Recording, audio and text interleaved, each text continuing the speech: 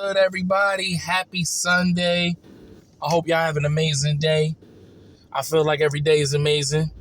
Even when you feel like it's not a good day, it's still amazing. You woke up this morning. You know what I mean? That's the mindset you gotta have in life.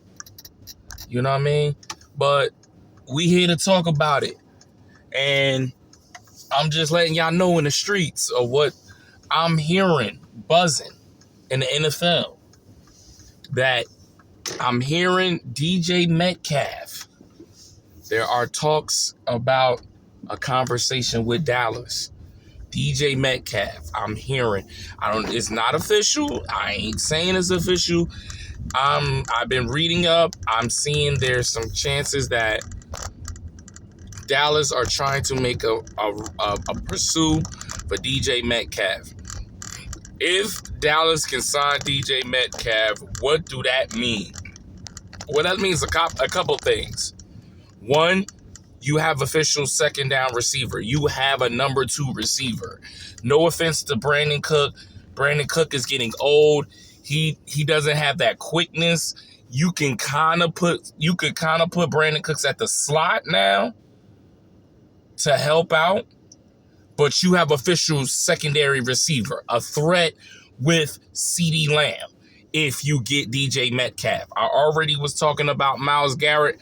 We don't got to talk about that no more. Myles Garrett requested a trade, and then they came to him and showed him some money. He re-signed with the Cleveland Browns, ladies and gentlemen. Money talks. I cannot knock the man for getting his bag. He wanted to go to a contender. Cleveland went in there, and he wanted to be at Cleveland.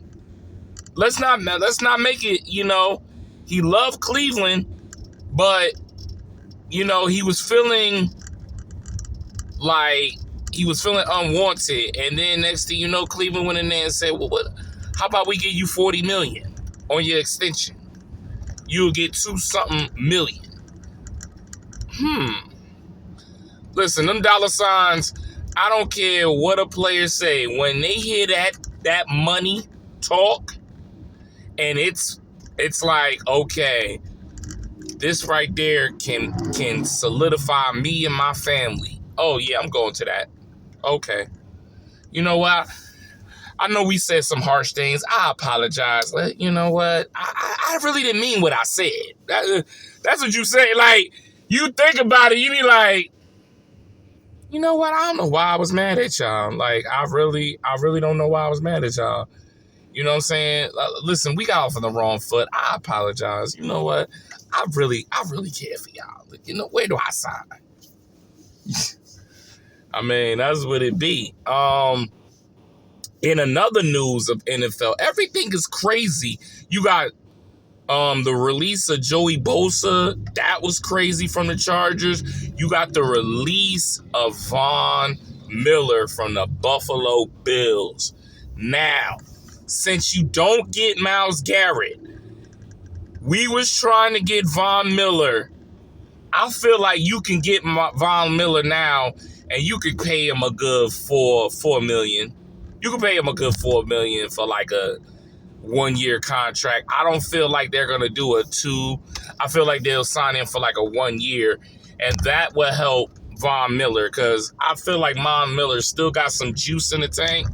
I feel like he not done, and I hope nobody has like writing him off and say, oh, Von Miller ain't Von Miller. You bugging. Von Miller's still Von Miller. He might be the old Von Miller from Denver, but he still got a little burst in the tank. You know what I'm saying? I feel like in this scheme that we're trying to do, I feel like you can get Von Miller on a decent contract. You know what I'm saying? You got to solidify our defense. You're freeing up some money for Dallas. I don't know what the situation would be. Free agency starts Tuesday, if I'm not mistaken. Tuesday? Was it Tuesday? It's March the 12th. March the 12th starts free agency. So I'm not. I think Tuesday starts negotiation, but actual free agency starts Thursday. So now we got to figure out who's going to get Who gonna get the bag? Who gonna sign? Who gonna overpay a player because of the market value? Like, that's where we gotta look at.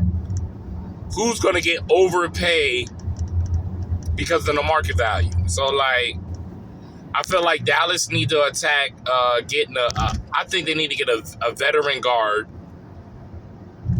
in the free agency, possible veteran tackle, get another cornerback because obviously you're not happy with Diggs. If you can trade a nicer, like, honestly, if I feel like you got problems with Diggs, I'll be trying to get Jair Alexander from the Packers. This is me. I feel like if you get him, now you're talking. You're like, okay, if you could trade Diggs for Alexander, I would take that deal. I don't know if they're going to trade him because he's injured, but somehow you could try to get a trade to get Alexander. Maybe a possible, I would trade a third round for Alexander. Trade a third round pick. Now you done got a veteran corner, you know, and now you could get a little wiggle room. Re-sign Jordan Lewis from free agency. Now you got corner wiggle room. Now it's up in the air with Diggs. If you want to trade him, release him, whatever the case may be, you got wiggle room. You don't have to put all your chips waiting for him to come off of rehab, come off his injury. You know what I'm saying? I feel like that's what they need to do. They need to attack this a free agency. I hear the word selective, aggressive free agency. Well, you better make the right selective picks. You know what I'm saying? You seen last year when you didn't make no moves and you just seen your rivals, the Philadelphia, go into free agency, get the names they need to get, and they won them a Super Bowl. So I don't feel like you're going to get a splash like in a running game to get that running game, but there's running backs out here that you can sign. There's an Aaron Jones. There's a Najee Harris. There's your Rico Dowdle. You can bring Rico back and draft another running back. And I'm going to make that clear. Rico is not an every down back. He needs another running back mate to keep the load off him. You know what I'm saying? And I feel like y'all can do it. So, you know, this draft is for you, but you can't use this draft as, oh, we need to get every piece. No, that's where the problem at with Dallas. Be trying to get every fulfilled piece in the draft. No, get your free agency, get the players you need.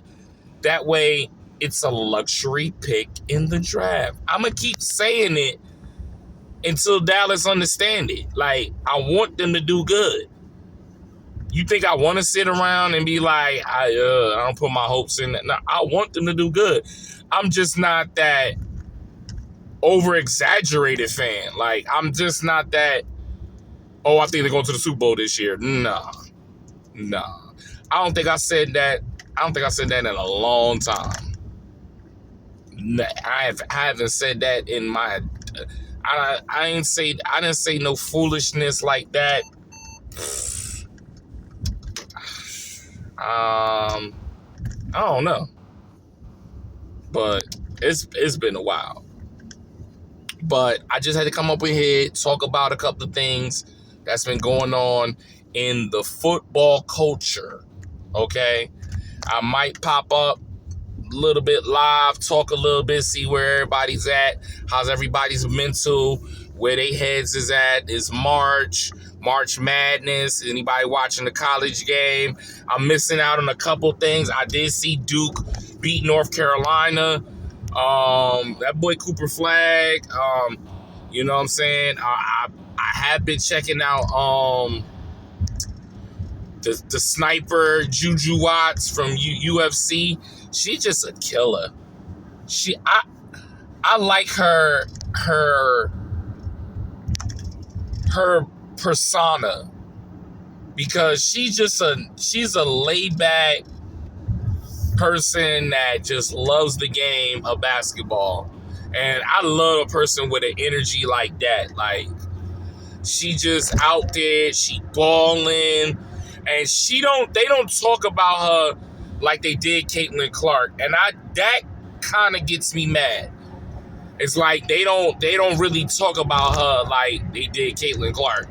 This girl is sophomore, and do they realize she's breaking records as a sophomore, and we're not talking about her like we did Caitlin Clark? You like, come on now. Do I have to say it? Are we that naive because she's a female, an African female, that we're not talking about her? I feel like you can't paint the narrative when you talk about one person and you don't give that same type of talk about her. She should be getting a butt. They should be talking about her crazy like they did Caitlin Clark.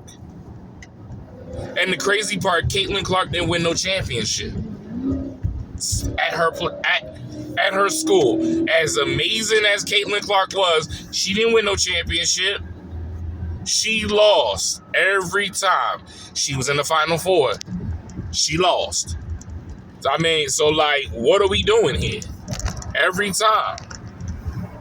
But we don't dismiss the athlete of Caitlin Clark because she's an amazing athlete. So we shouldn't dismiss Juju Watts, as amazing as she is. Shout out to Juju Watts, all right? I'm going to spread the love, and I'm going to show the love. Shout out to Juju Watts. She's doing good. She's amazing. She's killing it out here in the game, in the culture, and it is resonating for female basketball players. I'm a huge support of the female basketball culture. I've been for a long period of time. I feel like they don't get their just dues out there. They just want the same recognition that men get. And I feel like, you know, they have their own recognition on their own platform. All right. Shout out to the women's basketball. All right. I just had to, throw a little rant out there for them. You know what I'm saying? I'm a huge support for them. Got nothing but love for them, for the Angel Reese, for the Juju Watts, the what's her name? Flo from LSU. You know what I'm saying? Just big shout out.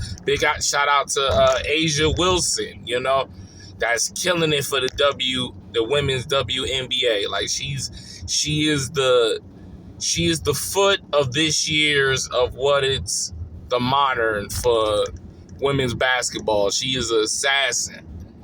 You know what I'm saying? And it's so many different athlete girls that's just killing it out on the court. So I just had to, throw that love out there for them because, sometimes nobody get them love, and I don't want them to think I don't give them love. I give them all the love, you know what I'm saying?